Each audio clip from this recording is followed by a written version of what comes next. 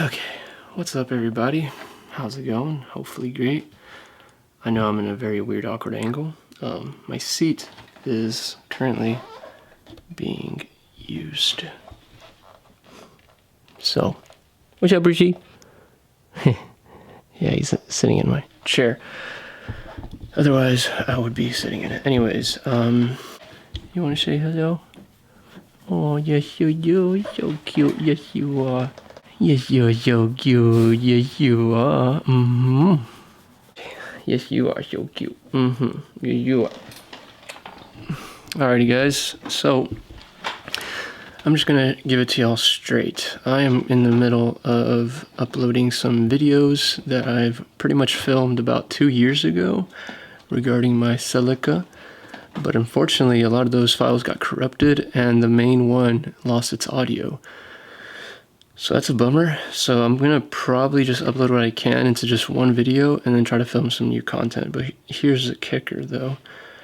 I was planning on doing a whole lot of Celica content, but unfortunately,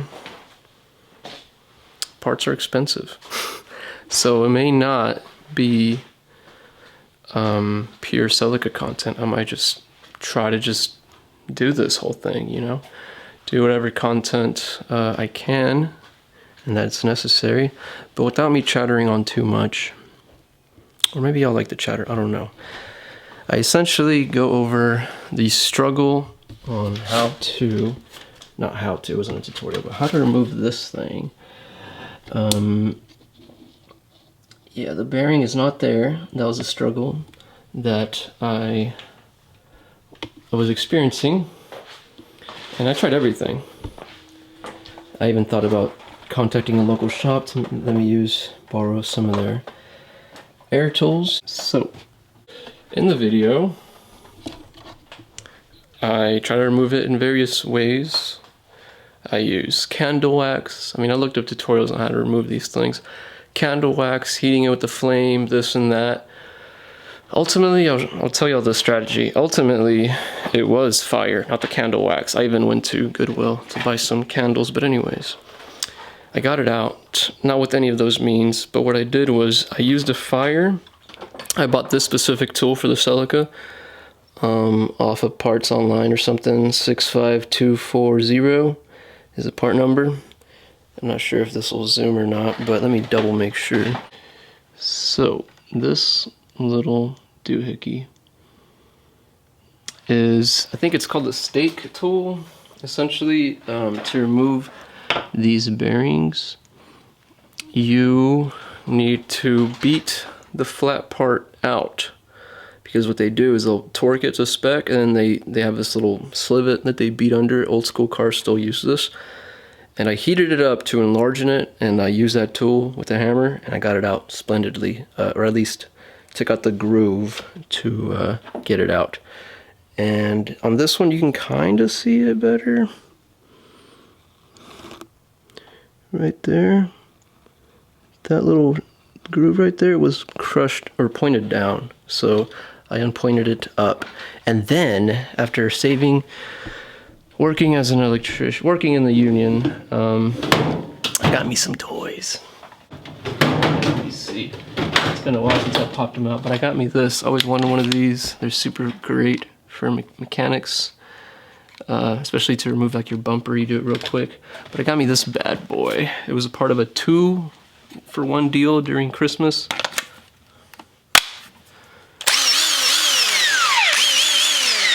So yeah, 250 foot-pounds of pressure, of torque, if you will. Maybe it's more. I know there's one that they sell that's more than that, but I used that and that got it out like a charm. I might just do a little demo video for y'all, just because to me it was such a journey trying to get that thing out. And it's funny, it's kind of symbolic, because sometimes your biggest hurdle is, or your first blockade may seem really huge, and you're like, how do I even get started? But it's actually the first hurdle, or it may not be as big as you imagine it. Like I said, I was trying to go to a shop, and that works perfectly. Actually, what happened was I borrowed one of those that's better from an old job, gave it back over the weekend, obviously. And I was like, dude, I gotta buy one. So I did, and it's awesome. It's great. Bought some impact rated sockets. But without any further ado, let's show you all the old clips just to put them out there, and then we're gonna start showing some new clips. So I apologize for the lack of quality. And thank you for joining me on this adventure. I'm going to record when I get this thing off, because this is gonna turn into a project. Yeah, it's late. I need to get up early. Let's see you all around. These testing. These clips have no audio. Alrighty, so here's me using the steak, and here's my lovely dog. I have to edit and cut this, so I might just do that. But dang, look at him. He's just so gosh darn cute. Oh, he slipped up on me. He got me. Yep, you earned that one. Alrighty, bub. Without any further ado, hold on. He's just really cute.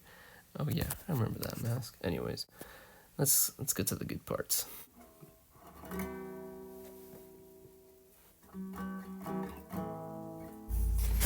Alrighty, so for my first trick, I pull out a magic wand, and whoa, what is this? I didn't talk about that. That wasn't the thing we said we tried. We mentioned candle wax, but did I mention a unibit? Yes, that magic wand is actually a magnet at the end, and yeah. Okay, one thing I forgot to mention is, this is how down bad I was. I used, as you can see in the video, a half-inch. I used a half-inch. Okay, let me start over. Used a half-inch unibit. That's for another project. And I was really down bad. This thing was getting rounded with the big old breaker bar. We even did the PVC at the end of it. At some point, I got so desperate that my plan was to just drill and break it. Obviously, I gotta order some new ones because I actually kind of followed through and I kind of burned the tip. If you don't know about unibits, you want to use these slow with high pressure, not fast with no pressure, otherwise you'll build up a lot of heat and burn your tip. But my idea was to just drill holes and break it. That's how bad I was. But let me show y'all the correct way. My handy dandy steed here.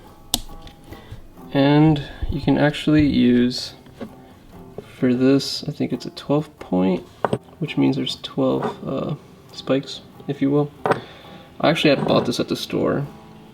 You can use a 30, right? This is 12 point 30, which is, I think, what I did. Fits like a glove, fits perfectly. Or, since I bought a set, this is actually, you can tell, this is impact rated, you can tell because it's black, so this is less likely to break than that. A simple 32, 6 point, which is what I might use for this demonstration. It's actually got less wiggle, but let's go ahead and reinstall it just to take it out. Alright, just gonna get it started. With my fingers, as I usually like to do. Let me show y'all this. At this point, I'm just being extra, as I always am.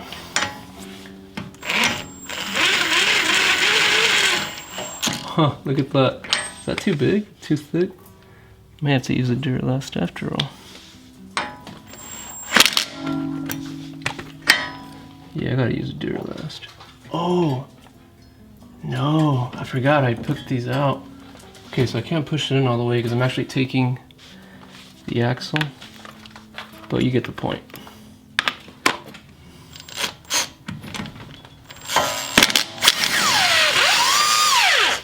Mmm, tasty. Now I got another problem. There we go. Beast.